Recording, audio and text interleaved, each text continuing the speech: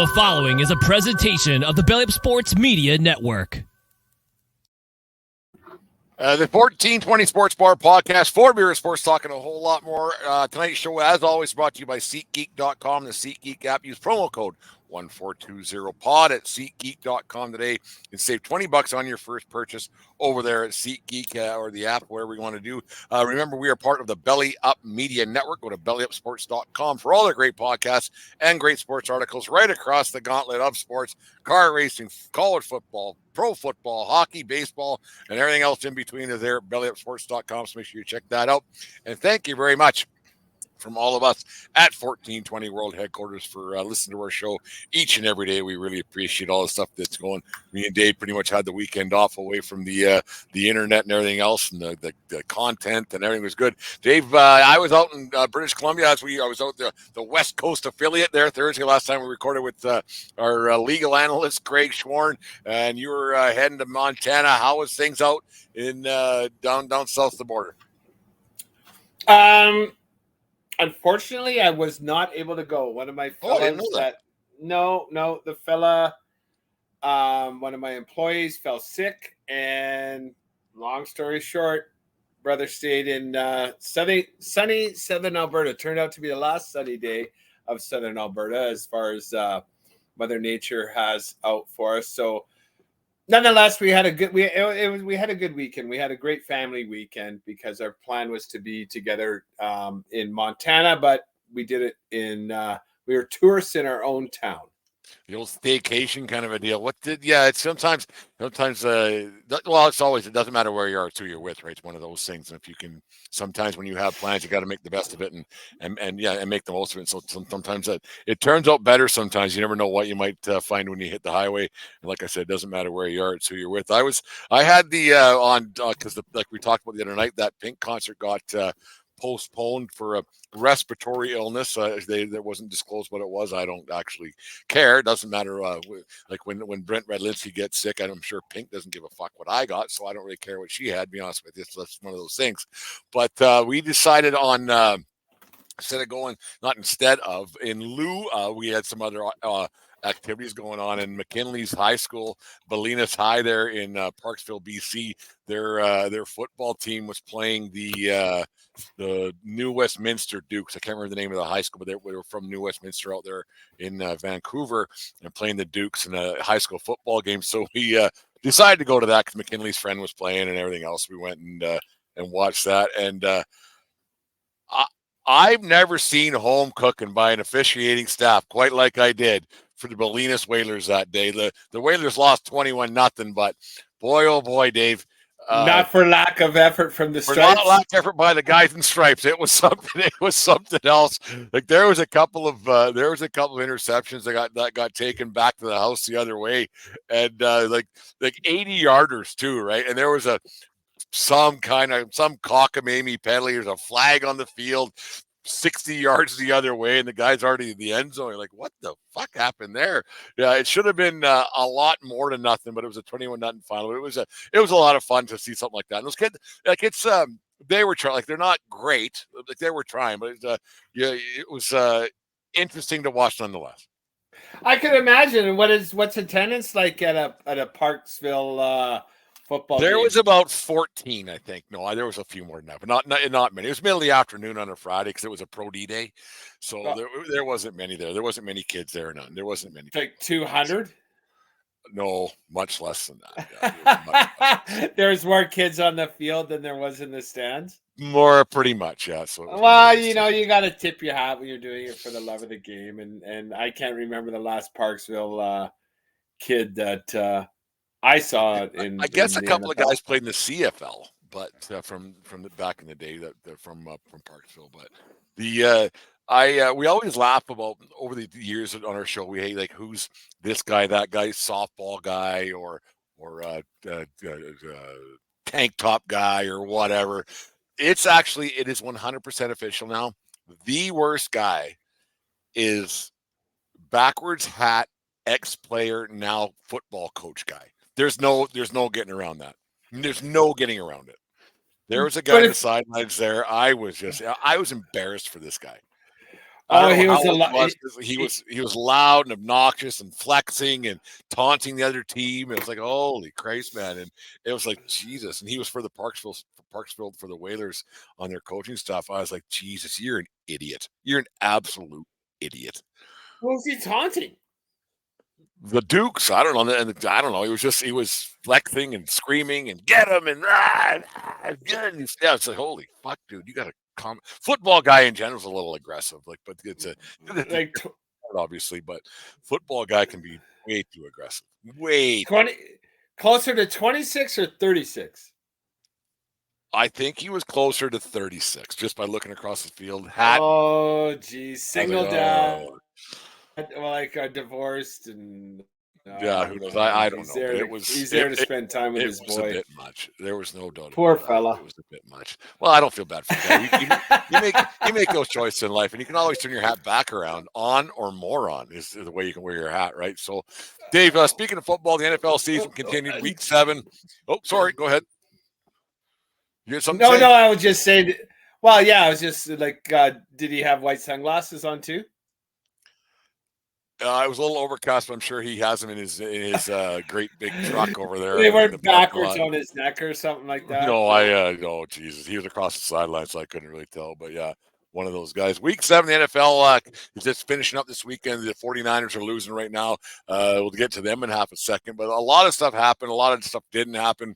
Kind of not a lackluster weekend, but there was a couple of games that caught my eye that we were touting the glory of some of these teams. Last week we did our 14-20, our special way that we attack the football season week in, week out. Monday Night Lights, I like to call it now. We have a different way of doing things than most podcasts do it. But there was one game that caught my eye yesterday when it was all said and done. And there was a couple teams that lost yesterday that you think the fan bases were a little bit like disappointed on a Monday morning. Dave, is there a team that they woke up this morning and go, Jesus Christ, maybe we aren't that good? Oh, for sure. Without a doubt, the winner of that award this week are the Bills Mafia. You lost to New England, and then you were getting your ass kicked all game. You came back to get the lead, and you gave up a game winning drive in the last 2 minutes of the game with Mac Jones. Like, you got to check yourself, Buffalo. Maybe you're not that good. Well, they had an awful first half, and their second half they came back, but I don't know. I'd be concerned. It's funny that we talk about Buffalo being that team. I think I wrote there. They were one of my very first fuck that teams when we started doing that. We'll get to those guys in half a second. But we talked last week about Belichick. Maybe it's time for him to go. And we thought that, like, I personally thought this would have been the nail in the old coffin as we come up on Halloween and everything. I thought that maybe that if Belichick and the Patriots get railroaded and romped over and the shit kicked out of them by Buffalo this week, because everybody says Buffalo's so great. Everybody's been touting how great Buffalo is for 2 fucking years, and there's the first swear word at 7:46. But they've been touting how great they are for 2 years, and I've yet to see it. Yeah, they went the championship game last year. I get it, and they held the whole bit, but it just seems that like they lost early this year, and they lost again yesterday. This Bills team, they are. I don't want to say they're the biggest frauds in football because it's still the Dallas One Stars, but this team is right there, man, for me, because they could have they could have probably ended the Belichick's career if they would have put up a half decent performance, but they came out and put up a horrible performance, and good teams don't do that. They don't. I agree. You win the games you're supposed to. Well, we can give them an excuse for that. There's no excuse for losing week 1 to the Jets. That week last week in England, they should have lost the Giants. Yeah, they should have lost. And then 2 weeks ago, that loss to the Jags could be excused. But this one, there's no excuse at all. There's zero excuse. And against a Patriots team that doesn't have any care if they win or lose. That is getting their ass handed to them by everybody. Yeah. Like, and I don't know, maybe Buffalo, like, it's time to stop reading the press clippings telling you how good you are and just start showing people how good they are. We say it all the time. And you mentioned too that they lost to the championship game. No, they've never made it to the AFC championship game.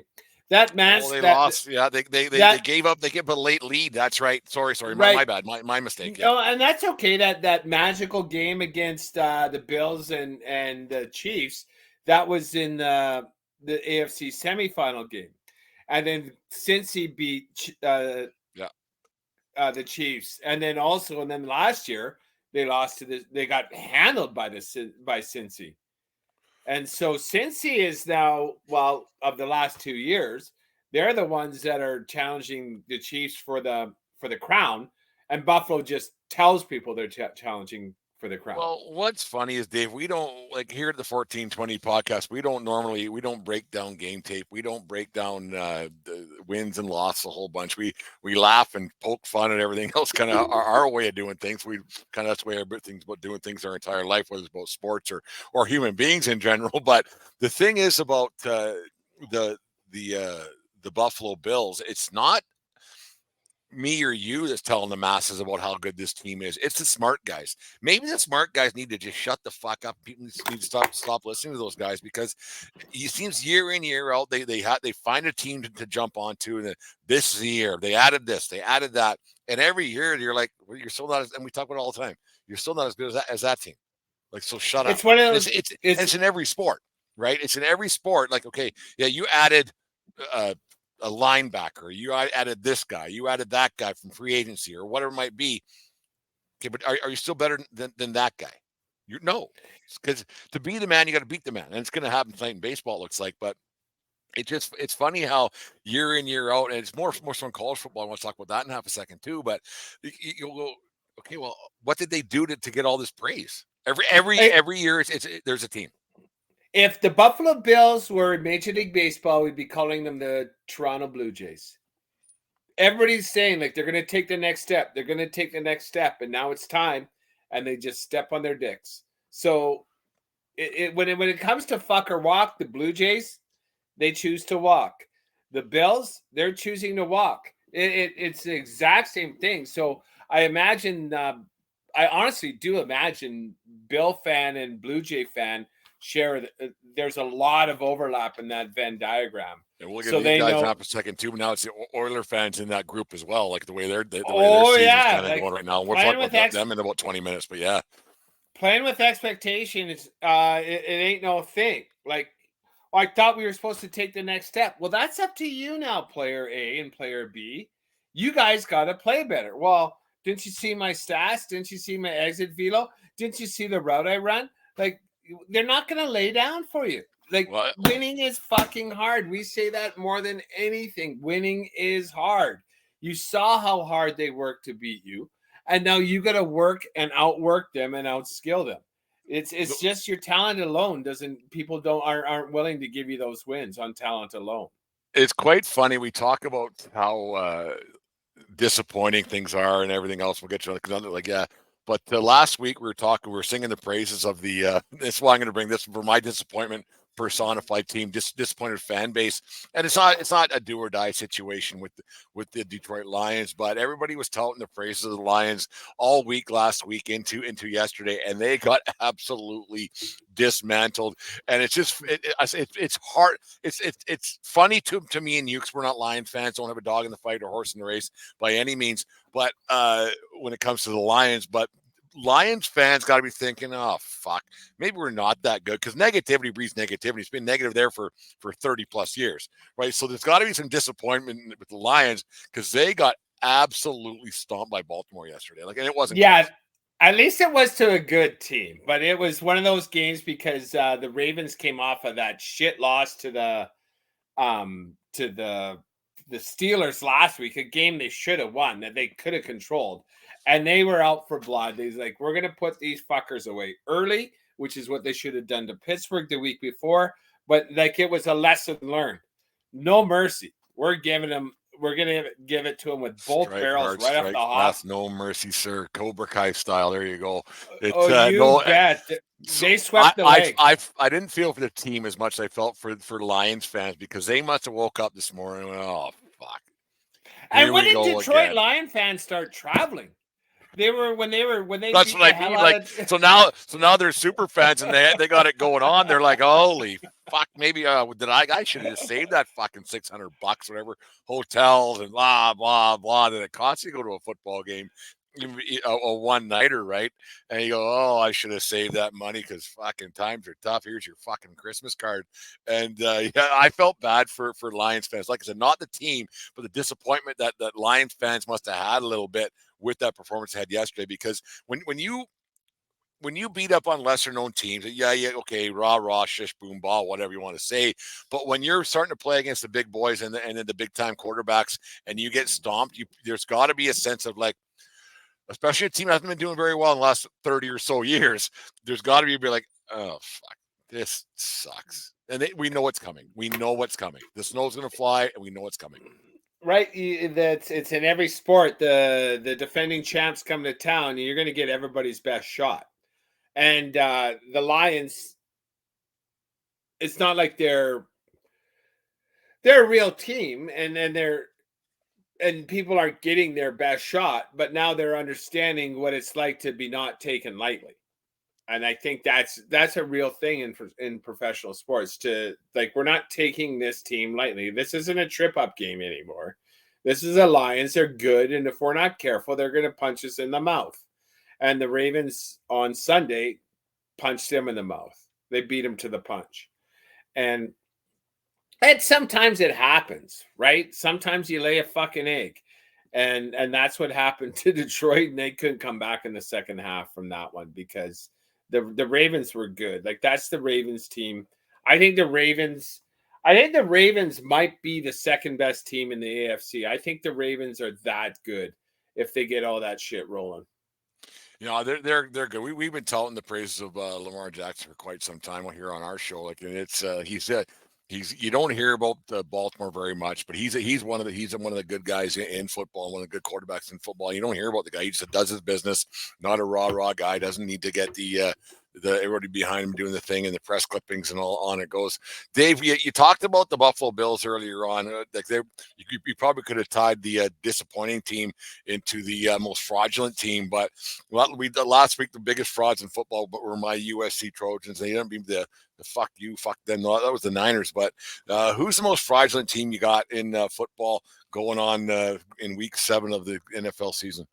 Well, I think the most disappointed fan base has to be to the most fraudulent team. I think it's the Bills. I don't think they scare anybody. The Dolphins are the cream of that crop right now, even though they lost to Philly. The Philly. Then that was a good game. That's like, I watched the early game. I had turned on to. I was watching the Lions game until that one got shitty, and then it was Pittsburgh and.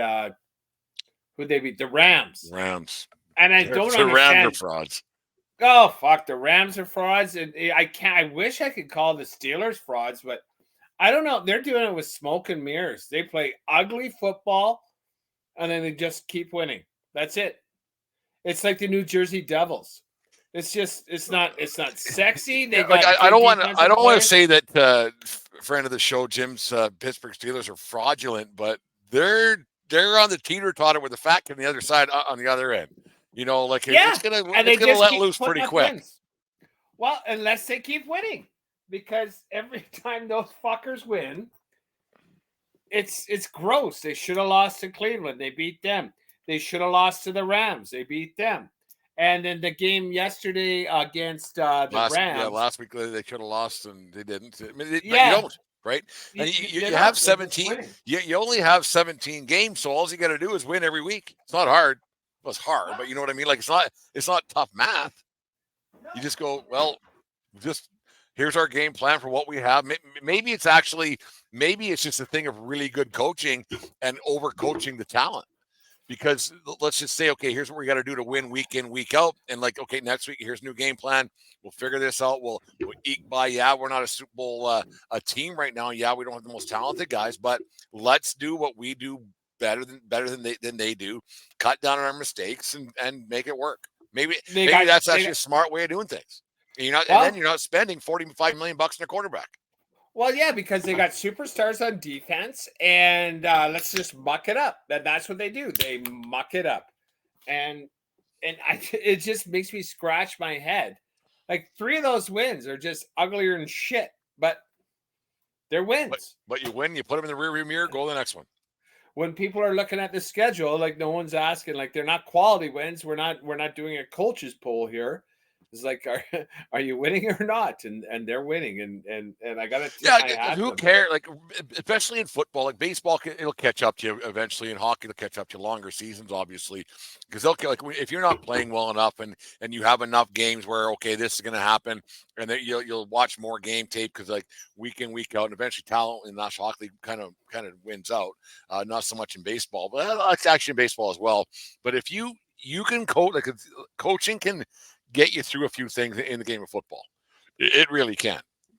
If it sure does, like the work ethic, the stick to itiveness, not bitching at each other, and all that kind of thing, especially in football. Like 60 minutes is a mighty long time when you're out there. What, like 200 plays, right? You can almost like, this is how many plays we got. If we can win 50 of these plays and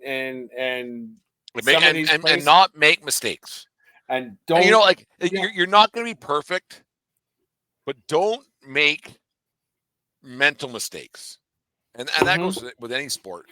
You're going to make physical mistakes, so that just happens. You're going to slip, you're going to trip, some guy's going to wipe, whatever. You're going to grab onto a guy's shirt because it's just a reaction, right? You're going to get a penalty for that kind of stuff. But if you can keep your mental mistakes to a minimum in every sport, you're going to have a better chance of winning. And maybe that's what Pittsburgh's doing. I don't know. Think so. I think so. It's just so well coached. They're so well coached, and that's what I'm going to give them because I can't stand this team. I can't stand the way they fucking go about their business playing this shit ass football, and it's just keep putting up W's. And good for you. I wouldn't say that this team is a fraud, but I'm going to say that they've been exposed more than we ever thought they would be. But the biggest frauds in the last, I'm going to double down on this, not double down. I'm going to take away a little bit what I've said before about the one stars being the most fraudulent, but the second most fraudulent team in football just might be, with all the hats and T-shirts and stuff, and you can go back to straight out of Compton days, that fucking Las Vegas Raiders team, that is a fucking embarrassment. I don't know if they're fraudulent or embarrassing because they have a big fan base that's been traveling right across from New York, from Oakland, and then to Vegas, and then LA to Vegas now, and that team to lose to a backup quarterback to the Chicago Bears and not lose by a little bit, I don't know if they're embarrassing or fraudulent. The franchise is fraudulent. This team is embarrassing. The team is embarrassing. Like once proud franchise, right? But they're like, the Denver Broncos are once proud, but now like add another 15 years for when the Raiders were relevant. They're still bitching about the tuck rule, and that was Tom Brady's first fucking Super Bowl, and they're still whining and crying about that. And that was 20 years ago. So like they're like, oh, they're out to fuck us. We're the Raiders. The league hates us. Sooner or later, when you can get like, have a talk with Bullcut there, and let Lloyd Christmas tell you why he's working with the Raiders. They're an awful organization. They haven't had a first round draft pick sign a second contract in 20 years. That's how bad they draft. Like we joke about that, how hard it is to draft and everything, but like sooner or later the squirrel has to find a nut. Like you wonder what kind of deal that the Raiders got to move to Vegas, because like they had a shitty field in Oakland there, but it's like, okay, we'll move to Vegas because Vegas was looking for a team. They had a stadium ready to go, and then bingo, bango, bongo, they got the fucking Raiders. That's not true. Like Mark Davis actually had to do some wheeling and dealing and getting on his knees with like the Wynn family or whatever. Like there was. Well, that's what I mean. Like they had they probably like the whoever owns the Allegiant Stadium had the stadium ready to go. Like, what did Davis have to succumb to say, we'll come? You know what I mean? Like, like I don't know. Like I simply don't know. It baffles my mind. I've read a couple of articles on Mark Davis and interviews with Mark Davis, and unless he's conning me or he just is, he's just the son of Al Davis, who was a visionary and who had a big set of balls. Mark Davis is just like, I'm just here to get fucking paid and hang out with the team. Yeah, it's something else because that's embarrassing to lose to a backup quarterback. And you wonder how Justin Fields feels a little bit there by his team can't do fuck all when he's playing, and then a backup guy comes in. That just goes to show how bad Oakland is. But you got to think that Fields must be thinking, Jesus Christ, I'm getting my brains beat in, week out. Maybe it's me. Maybe it might just be me. You got to wonder because it seemed, I didn't watch a lot of that game, I'll be honest. But it seemed like this backup is an undrafted free agent playing that game. Like he's lower on the depth chart than Brock Purdy, and he now has 2 wins in back-to-back weeks. Like, what do you do? Like, in the and that's the thing. Like, and then does the team play? Is that because the team's playing for you, or they're blocking harder? They understand where he's going to be. Like with Caleb Williams. Not Caleb, sorry. I'm talking about other frauds. With Fields. With Fields. Fucking yap. Get your dad to shut his yap, actually, fucking Williams, but whatever. With Fields there, like, is it, well, like, we don't know where he's going to be. So, like, what are we blocking for? And, like, or is he such a douche in the locker room? I don't know these things. But it's odd when a less heralded player, and I got to guess, as far as the eye test goes, a less skilled player. Why is the team playing better in front of him or behind him? Whatever. Like, I don't know. Yeah, it's always a mystery. And you see these guys when they're in the midst of their first contract, and the reports come out that he's going to get this much or that much, and then he might be we don't fucking know, but he might be a bit of a dickhead in the dressing room, he might be a bit of a dickhead in the locker room or after. And then, like I said, other guys might want to not play as hard for him or for whatever sport it might be for their teammates because the guy's walk around like a peacock telling me how great he is, how much money he's going to get, right? And that I think that could be a very big case with Fields there because he hasn't been successful at all. He's another one of those he might be good guys, but really the analytics guys and stats guys are just going on that, and to be when they start talking about giving guys money, we talk about it all the time here. When they start talking about giving guys money, I'd be like, you might want to hold off on that. And I'm big on that. Like paying these quarterbacks just because you're supposed to. I've always been against that. And you know how I know you think I'm wrong on that 100%. But like you look at, there's only still the one guy, and we've talked about it before with Patrick Mahomes. There's only one guy who's actually earned that paycheck, and he's still Patrick Mahomes. Right. And he did it again this weekend, and he does it week in, week out. And the other guys are still like finding their way. It takes a long time to find your way. I get that. But when you start talking about guys' contracts mid-season, what they're going to get, and that's just human nature. There has to be a little bit of discouragement within the locker room. Like, well, this guy doesn't do fuck all with us. And we're playing our asses off. Why is this guy getting? They're talking about giving him $35 million. I'm blocking this motherfucker, and he ain't doing nothing. And he's going to get $35 million. And I might not have a contract next year. Fuck off. Right, like you look at the Cardinals, right? They got as many wins this year as they did with short stuff there last year. You look at Cleveland. The shit stains there. I honestly, like, as much as I detest Deshaun Watson as a person, I think he's a highly talented quarterback. He's out for a couple weeks now. He's fucking terrible. On what? Like, I get it. Like, he's hurt, but I watched that play. He throws an awful pick, lands on his back, and it says, "Oh, my arm." Like, it's like Rodney Dangerfield in Caddyshack. Oh, my arm. Like, fuck off. Get up. Get up. We're paying you $40 million a year. Get the fuck up. And Jim talks about all the time on his show about how the shit stains in Cleveland and everything else. And like, I don't give a fuck. I don't give a fuck how talented you were. If you are out for a year, year and a half, 2 years, whatever it was, and I've seen goaltenders get just locked, sitting out for 25 games a season. You think back to Bill Ranford back in the 90s, and then Felix Botman back in the 90s as well.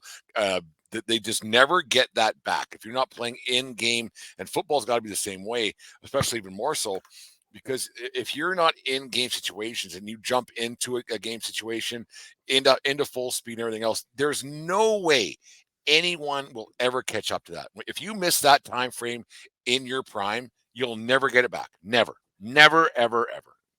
It really seems that way because, like I said, I thought Deshaun Watson was going to be a difference maker this year for that franchise, but he's fucking terrible.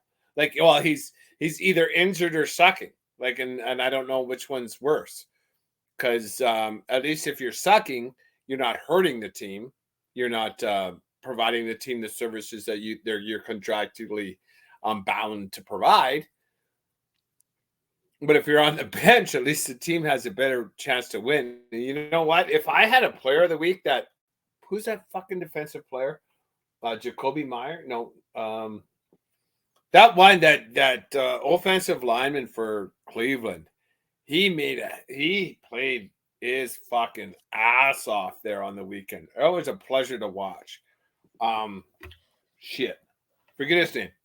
Doesn't matter. But nonetheless, no, it's Montel not Jake Williams Winners. Singing "This Is How We Do It." With Montel Jordan, not Montel Williams. Yeah, whatever. Doesn't much matter. Yeah, no, it's funny. You watch how the season's kind of playing out. Now you're getting down nitty gritty. They're just getting separation. You got the haves and have-nots. You can kind of see who's not making the playoffs. How did Broncos do yesterday? I actually don't even know. I'm not being funny at all. Barn burner. We hosted another storied franchise, the Green Bay Packers. First time they've met since the Super Bowl. Denver pulled out a victory. They did. Hey, that's sweet. Would you look at that? And here's the good sweet. thing. I'm getting another cavity. Yeah, there you go.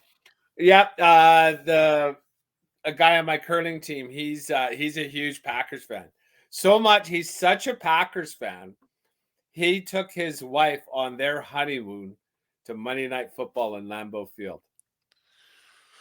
That's a gutsy maneuver, man. That's a gutsy move. Like I understand that when she got into it that she knew, but once you're that's a gutsy move. Let's talk about that for a second, man. Like Deanne knows I'm a Yankee guy and everything else, and she's been there with me a couple of times to the Bronx, and we enjoy it. Like I enjoy it a little more than she does. So I think she does it more so just because I like it and wants to be a part of it. But I don't know if I could pull that one off.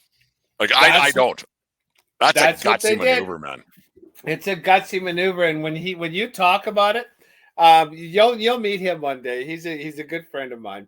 The way he talks about it, because they got there early, and it was in October. He goes in there it was kind of cold, and the lights and the leaves were falling. Fuck! And they went like super magical.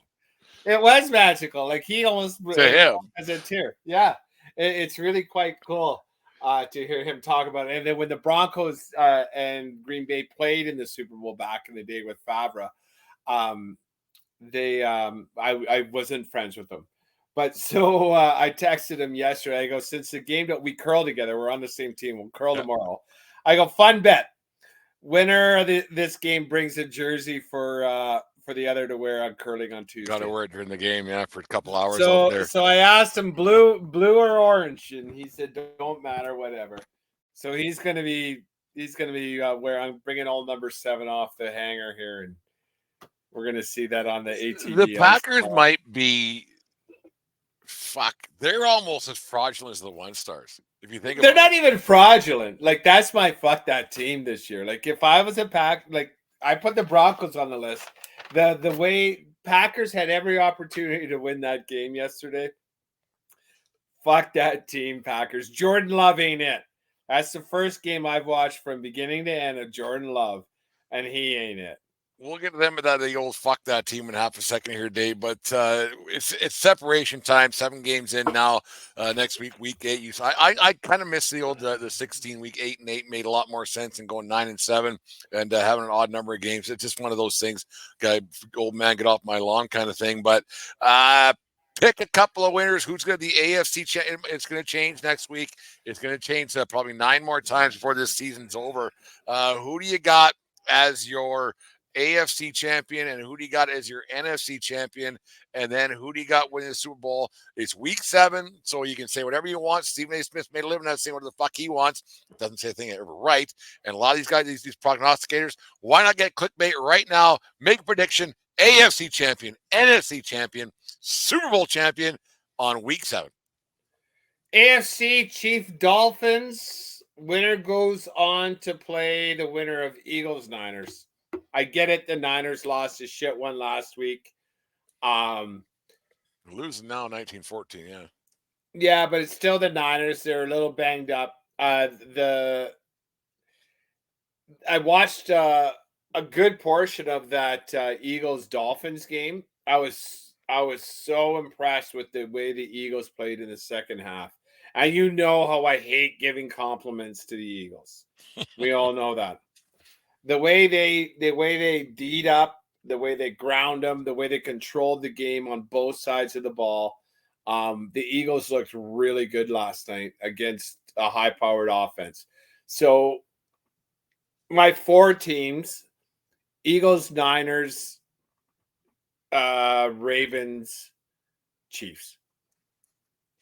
I'm going to say I'm not going to get the anything in the AFC. I just think the Chiefs are just head and shoulders above everybody right now, and they just seem to, and they have Mahomes. He's still the best we talk about all the time. He's just still the guy. He's so clutch. And they proved yesterday he's playing the game at a whole other level compared to what anybody else does. But I'm going to take the Eagles over the Niners because I think that Big Cock Brock has been exposed a little bit. He's not terrible, but I think Hurts is a little bit better. And I don't think that when you're putting all your eggs in a running back's basket, as the NFL has shown a time or two, and how they pay running backs, when you put all your eggs in a running back's basket, like with McCaffrey, you don't know if he's going to be able to last through the rest of the season. Like, yeah, he will, but when you get to playoff time, week 19, 20, 21 of the season, what can he possibly do? So I'm going to have Eagles and Chiefs in. I'm still going to go with the Chiefs just because Deanna will keep watching football since she'll let me watch football because Taylor Swift will be on TV. I had to get a cheap Swiftie reference in there again. Oh, does she have a Chiefs jersey now? Not yet, no, but I'm sure it's coming. Okay. Once the Bears are officially eliminated from playoff contention, which was when the season started, that she'll become a Chiefs fan just for the Swiftie Fest that will occur down here at 1420 World Headquarters. Yeah, it's one of those things. So I still think the Chiefs are going to be the Super Bowl champion against. I do think the Eagles are right there. They were better. They were really good last night. Really good last night. The Chiefs, yeah. Well, they just handled the charge. Oh, the Eagles, yeah, they looked awesome. Yeah. And Casey handled. I didn't watch much of that game. I'm just going down. The Giants, what happens with so now they've won 2 in a row without Danny Dimes. Like, what happens there? They just gave him $40 million a year to hold. Dave, let's get off this pick a winner thing. Let's have a little what do they call those soliloquies, little asides. Yeah. When and the fuck are NFL owners, GMs, coaches, scouts, management groups, whoever, going to sit down and listen to the 1420 podcast and listen to what we have to say? What the fuck are you doing giving quarterbacks 40 to 45 million bucks a year? What are you doing? What are you doing? Don't give them that money until you think they've earned it. Like, Danny Dimes hasn't earned it. Kyler Murray didn't earn it. Deshaun Watson didn't earn it. Herbert didn't earn it. Right? Fucking joke book from Buffalo. What the fuck's his name? Josh Allen. Burrow. Didn't earn it. Burrow got to a Super Bowl. He dragged Give him a to half. Super Bowl. He got halfway there, living on a prayer. But nonetheless, and same. I think Burrow and Lamar Jackson. I think those guys earned it, right? Jackson did win an MVP. He won an MVP. These guys were 2 to 3 years out of college. They didn't earn fuck all. They didn't earn. Herbert doesn't deserve it. Russ Wilson doesn't deserve it. Fucking like I said, Kyler Murray and week in, week out, it gets proven. And Fields is going to get $40 million a year. And some guy from Wichita State fucking won 2 games this year, 2 more than he did. Dak Prescott didn't earn it. Didn't earn it. Right? Like, and then so I don't know about Tua and Hurts. I think they're up next year. We'll see what kind of contracts they play. They sign, but at the end of the day, it's gonna. I don't understand why they don't treat quarterbacks like they treat running backs, because your shelf life is there, and like there's only 2 guys that are over the age of 35, and that's Rodgers and well, no, I think it's just Rodgers now who's over the age of 35. Like you're not all that good. You talk about just earning it. It fucking drives me nuts because I'm a USC guy. People listen to the show realize that. And for those who listen for the first time, we appreciate it. But Caleb Williams' dad came out this week and said that whoever drafts him and his son goes to, they want to get a ownership stock or whatever it is in whatever team that his son goes to. Fuck off. Then don't come. Stay at USC forever. Get your NIL money. Fuck you. I called that loss that they were going to lose to Utah. I called that back in August when I saw the schedule, and that wasn't on him because the defense stinks. But anyways, for him to come out and for his father to come out and say it, and that must have come from somebody and everything else, and it doesn't get leaked out unless Caleb Williams gives the okay. That's how that works. That's how that works with these kids. And their promotion team and their media team and everything else. For his dad to come out and say we want proprietorship or whatever team, you're going to get traded, you're going to get dealt, and you want some team that's going to fucking sign you to more money you're ever going to fucking see, give you fucking property, fuck off and stay fucked off and fuck right off. Yeah, when you said they're going to get this, they're going to get this, and you know what else? They can get fucked. Yeah, get fucked. Forget it. Talk to Bullcut in Oakland because in Las Vegas because that's the only ass face. He's the only dummy to do it. He would be the only dummy to do it. He might not get it because Brady bought into that team, so he might not get it because he's gonna be like, I had to play for 20 fucking years to get partnership in this team. Why should this little puke get anything? No, that's a bad fucking look. And it's against the rules. It's against NFL rules. You can't. No playing player can own stock in their own in a team. It's an NFL law, so it's when impossible. I heard that last week, I was. Oh, you know what? I turned the page pretty quick, but I was just like, "What the fuck? Who's this fucking guy?" I kind of dug USC back in the day with Steve Atwater, Ronnie Lott, O.J. Simpson, and Carson Palmer, the Samoan guys, Polamalu. Yeah. But now they can, as a college team, USC can get fucked. Wow. Like I liked Reggie Bush. I like Matt Leinart. Great players. They were great players. I love them, but this team's a bunch Sanchez, of great fucking, player. Yeah. These guys can fuck off, and it's that coach from Oklahoma. Lincoln. I can't never drive a Lincoln. I can't fucking stand him. Yeah. If I didn't have that deep in my belly, I'd be the same way because it makes me a little bit sick. Like I'm at the point now with Williams. Like, go, forgo your senior season and just fucking go away. Like, fuck off. Revoke his scholarship. Like, you're not clutch, right? You're such a prima donna. I'm not gonna stay here for my nail money. Okay, then, fucking do it from the bench. To say that. Not because I want this team to win, maybe something to say that I want to win it. I'm getting more money, and then to say, well, we'll go if we get an ownership stake with whoever drafts us. Fuck off! Like And hey, dummy, you don't get your big contract until you have 4 years of service. So you got to get your 4 years. You got to get that clock running sooner or later. He's working on getting 0 years because you know what? I honestly think now we get this aside over with. I honestly think you're going to have a lot more owners and a lot more GMs after this season go, what the fuck are we doing? I honestly believe that because you're going to have a lot. Hope so. I honestly believe that maybe they're going to come to their senses, listen to our podcast, go right across the airwaves. It's going to go viral. Don't pay these fucking guys until they win. Don't. And then have a pay scale of Patrick Mahomes and then everybody else. Right. In half. Yeah. Not one of these guys is 50% as good as Mahomes. Not one of them. They're not. And a lot of the players winning games for their teams right now aren't quarterbacks. It's TJ Watt in Pittsburgh. It's that fucker. Why can't I remember his fucking name in Cleveland? He took over that game. He was blocking field goals. He was making sacks.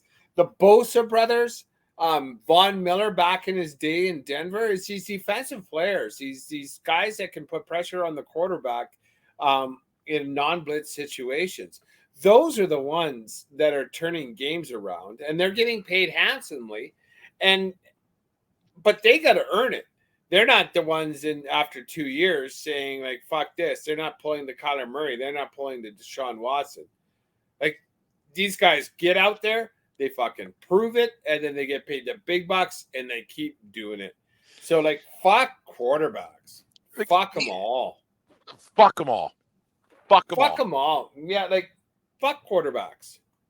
Unless you have a good one, and you'll have a good one because they've shown you that they've been good. It's like the old school NHL. Like, you're paying them for what they have done, but the opposite. You're paying them because you don't want someone else to take them. Like, well, then why don't you just fuck off? Yeah, fuck off then. Take him. We lost with you, we'll lose without you. Yeah. Okay. Yeah, we're gonna trade you then. Oh wow, I didn't think it was gonna get to that. Well, get fucked. So like we can draft Brock Purdy in the 5th round as opposed to the last pick after overall, because we're not doing anything. And then like this Caleb Williams, I don't want to go to fucking Arizona. They got 4 more years of that fucking midget video game guy. Don't worry Fuck. about it. And so Caleb would be the 3rd. Worry about who you're fucking playing for now. Yeah, exactly. How about you win a goddamn game on a big game in Utah? Fuck off. Notre Dame's getting smoked at Notre Dame. A 2-loss Notre Dame team gets smoked. Christ. Anyways. Well, yeah. What do your fingernails say now? There. There's our little aside about quarterbacks on a weekly basis here on Monday Night Lights at 1420 World Headquarters. Dave, give me your fuck that team. Well, like I said earlier on. I put Denver on the list a couple of weeks ago, but now it's Green Bay. Get fucked. You're awful, Jordan Love. I don't cheer against anybody. Well, that's not necessarily true. I don't mind Green Bay as a franchise. They have friends that like that team. I hate Favre, but I don't mind the franchise. But after seeing Justin Love's performance against my Denver Broncos, Green Bay Packers, get fucked. Yeah, that's they can fuck off. And like we've talked about before, and it's everywhere that the Packers only won the 2 Super Bowls with the legendary quarterbacks, right? It's funny with 25 years of quarterback. With 25 years of legendary quarterbacks, Hall of Fame quarterbacks, on and on it goes, and you get 2. Maybe it's you. Maybe it is you. Maybe it's not those 2 guys. Maybe it's you. How you can't do anything else. Yeah, there's money and salary cap implications, whatever else. But yeah, it's a bad look for a Green Bay team. And there's like we talked last week or 2 weeks ago about a lot of people wearing New England Patriots jerseys and hats, and everything else. I remember when the Packers won Super Bowls, all of a sudden there were starter jackets everywhere because the Packers had done something. Like, The fuck are the Packers, man? Like, yeah, there's a lot of number 4s and number 2s out there. This was 30 plus years ago, 26 years ago when the Packers won their first one. So it's quite funny to see that. My fuck that team, and maybe it's like fuck that podcast. Maybe it is us, but every time we sing the praise of somebody, it seems that they end up being really shitty and haven't done good going for them. Because 2 weeks ago we were talking about how great the San Francisco 49ers were, and then McCaffrey went down, they lost the game, and then last week we were talking about how great that the Detroit Lions were, and then they go out and they got fucking curb stomped by the Baltimore Ravens. So I'm going to add, and I should have done it. This is hindsight's 2020, or actually foresight should be 2020 more than hindsight, but. Fool me once. What did George Bush say? Fool me once, I won't get fooled again. Fool me twice, I'm still a fool. However he said it, he got the saying wrong, obviously. But I was fooled, and my fuck that team this week is the Detroit Lions. Fuck off and stay fucked off. You're not going to win. Fuck off. You got fucked by a fucking really good team, but you showed who you are. That's my fuck that team for this week. But you didn't put them as a fraud. Not a fraud. Fuck that. Because they're gonna make the playoffs because they win. But they tricked me. I don't like being tricked. Fool me once, shame on me. Yeah, fool me once, you won't get fooled again. George W. Bush. Playing with expectations is a different kettle of fish. So there's my. What did he say? I'll find. We'll put it up with this. I'll link it on there. But yeah. Fuck. Yeah. Fool me once, shame on me. Fool me twice. On me. Fool me once, I won't get fooled again. Shame on you. Yeah. Yeah. But the way Bush said it about the Taliban or whatever. Yeah. I can't remember. But anyways, Dave. Football. It's getting nitty gritty now. Now the snow's falling here. Snow's falling today here in beautiful southern Alberta. Worst day. One of the worst days of the year. You don't know when it's going to hit. You just know it's today. Coming, right? I walked the dog before potting tonight because it's fucking snowing in southern Alberta. Yeah, I was just yesterday actually. We went and took my sister's dogs down to the beach in Parksville, and down to the beach. Sun was shining, nice day, fucking beautiful. Feet in the sand. There was seals swimming around just in front of us, and dogs swimming. Yeah, and then now you come here and fucking snow and. Yeah, just even in the middle of summer though, that's cold. That's the water The water doesn't change very much. That's cold water. It might get to 13 degrees. Yeah, it's up here. Yeah, it doesn't change much. There might be 5 degrees. That one, yeah. Deanna actually went swimming on Friday morning with my sister goes every day just for wetsuits. Just a wake up and refreshing, and just Elaine goes every day. And she loves it. And then Deanna, we convinced her to go on Friday morning. And she was like, "Oh, I didn't want to go." And then she was spry and enjoyed it. But I lied my way out of a few. I'll go tomorrow. We ran out of tomorrow, so I ended up going. So one of those things. Very smart. Yeah. When was the last time you swam for fun? The only time I swim is when I jump off in and I got to swim back to the boat. Jump swimming on purpose. I don't do. No. Yeah, I like jumping in water. I don't like swimming in water. I have to swim. Like to walk out, to walk into it and then walk out, and then your toes and seals around you and whales maybe eating your face off. I'm good.